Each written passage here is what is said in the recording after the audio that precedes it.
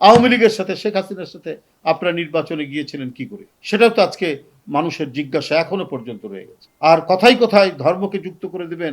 সবচেয়ে বড় হচ্ছে ৭১ সালে এত লক্ষ লক্ষ মানুষের জীবন চলে গেল, সেখানে আপনারা তাদের সাথে আপনারা কি করে বিট্রে করলেন, বেইমানি করলেন। এই সরকারের মধ্যেও এমন কিছু ব্যক্তিবর্গ আছেন, উপদেষ্টা হিসেবে কর্মকর্তারা আছেন, যারা প্রচন্ড রকমের বিএনপি বিরোধী। যেটা মনে হচ্ছে যে যেহেতু বিএনপি এটা চাচ্ছে, অতএব এটাকে করা যাবে না, এটার বিরোধিতা করতে হবে। এক ধরনের ক্রোধ থেকে, এক ধরনের কি বলে যে ক্ষোভ থেকে এই কাজটি করা হচ্ছে। তাহলে এইটা কি শহীদদের উদ্দেশ্য ছিল?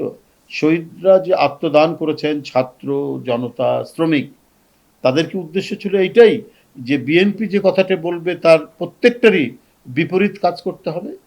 এটা করা যাবে না। এবং এই সরকারের মধ্যেও এমন কিছু ব্যক্তিবর্গ আছেন, উপদেষ্টা হিসেবে কর্মকর্তারা আছেন, যারা প্রচন্ড রকমের বিএনপি বিরোধী। তার যে ১৫-১৬ বছরের নিরবচ্ছিন্ন আন্দোলন, আত্মত্যাগ, গুম খুন, যেখানে এমপি থেকে শুরু করে, ছাত্র নেতা থেকে শুরু করে নির্বাচিত প্রতিনিধিরা বিএনপির আত্মত্যাগ করেছেন, তাদেরকে গুম করা হয়েছে, তাদেরকে এখনো তাদের হদিশ নেই। এই যে এত বড় যে একটা কন্ট্রিবিউশন, মানে সেটা কিসের জন্য? সেটা একটা অবাধ সুষ্ঠু নির্বাচন এই দেশে হোক। এই দেশে জনগণের আন্দোলনের মাধ্যমে যে সমস্ত বিষয়গুলি অর্জিত হয়েছে, এর আগেও গণতান্ত্রিক আন্দোলনের ছাত্ররা জীবন দিয়েছে। সেলিম, দেলোয়ার, তাজুল, আপনার শাহজাহান সিরাজ, আপনার জেহাদ, শহীদ জেহাদ, এদের জীবন কি ফালতু ছিল? এরা গণতন্ত্রের জন্য লড়াই করেছে না? ৯০-এর গণ অভ্যুত্থান যে তৈরি হয়েছে, এটাও গণতন্ত্রের জন্য। আবার সেই গণতন্ত্রকে হত্যা করেছিল শেখ হাসিনা, ফ্যাসিবাদ কায়েম করেছে। নিপীড়ন নির্যাতনের মধ্যে দিয়ে গণতন্ত্রের যে প্রতিষ্ঠানগুলো গড়ে ওঠার কথা, সবগুলোকে সে দুপায়ে একবারে দলন পীড়ন করে ধ্বংস করে দিয়েছিল। সেখান থেকে নিরবচ্ছিন্ন আন্দোলন আমরা করেছি দেশনেত্রী বেগম খালেদা জিয়ার নেতৃত্বে, আমরা করেছি বিএনপির ভারপ্রাপ্ত চেয়ারম্যান তারেক রহমানের নেতৃত্বে। তো সেটার মূল্য নাই, সেটাতে আপনার রক্ত ঝরেনি। আমরা অত্যন্ত মানে শ্রদ্ধার সাথে তাদের যে আত্মত্যাগ, বিশেষ করে জুলাই আগস্টে, সেটাকেও আমরা শ্রদ্ধার সাথে মেনে নিয়েছি। আমাদের সেই আন্দোলনের ধারাবাহিকতার একটা কালমিনেশনে উঠেছে যে জুলাই আগস্টের ইয়ের কি বলে যে আন্দোলন। তো ১৫-১৬ বছরের আন্দোলন এবং জুলাই আগস্টের আন্দোলন তো বিচ্ছিন্ন কোনো বিষয় না, একই সূত্রে গাঁথা। যে আমরা গণতন্ত্র চাই, আমরা অবাধ সুষ্ঠু নির্বাচন চাই, আমরা একদলীয় একমান্ত্রিক কর্তৃত্ববাদী ফ্যাসিবাদের শাসনের অবসান চাই, আমরা প্রত্যেকটা নাগরিকের তার যে অধিকার, সে অধিকার নিশ্চিত হয় আমরা করব।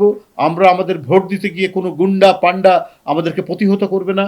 আমরা সেই ধরনের একটি নির্বাচনী পরিবেশ চাই। এখানে দিনের ভোট রাত্রে হবে না, এখানে ভোট কেন্দ্রগুলোতে গরু ছাগল ঘুরে বেড়াবে না। এটাই তো হচ্ছে আমাদের চাওয়া। এই কারণে প্রত্যেকটি আন্দোলন, যখন ছাত্র জনতার আন্দোলনও তীব্র, সেখানেও বিএনপি অত্যন্ত সক্রিয়ভাবে সেখানে অংশগ্রহণ করেছে। আপনার সেখানে ছাত্র দলের ছেলেরা জীবন দেয়নি, সেখানে বিএনপি পরিবারের ছেলেরা জীবন দেয়নি। জীবনের সব আয়োজন এখানে একসাথে। আপনার চট্টগ্রাম যে ওসমান গনি, সে ছাত্র দলের নেতা ছিল না?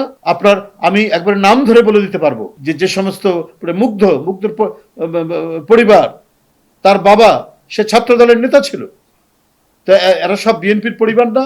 আজকে সস্তা একটা কি বলে যে ইয়ে করা, মানুষকে বিভ্রান্ত করার জন্য বলে দিলেন শহীদের রক্ত অমর্যাদা হয়, সেই ধরনের কাজ করা যাবে না। তাহলে আপনারা শেখ হাসিনার সাথে নির্বাচনে ৮৬ সালে গেলেন কি করে?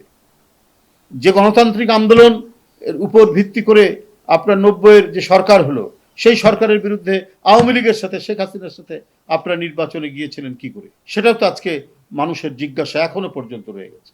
আর কথায় কথায় ধর্মকে যুক্ত করে দেবেন, এগুলোও কিন্তু মানুষ টের ইয়ে পায়।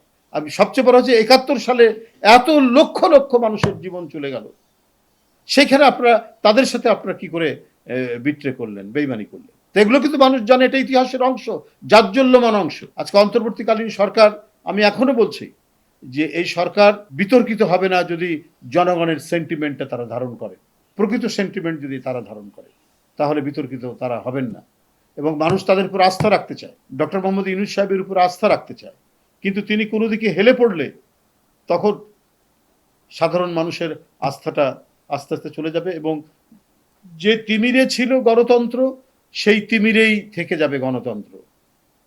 যদি কোনো দিকে হেলে পড়ে এবং কাউকে কোনো রাজনৈতিক দলকে সংগঠিত করা, তাদেরকে বিশেষ সুবিধা দেওয়ার জন্য যদি সময় ক্ষেপণের উদ্দেশ্য হয়ে থাকে, তাহলে সরকার বিতর্কিত হবে।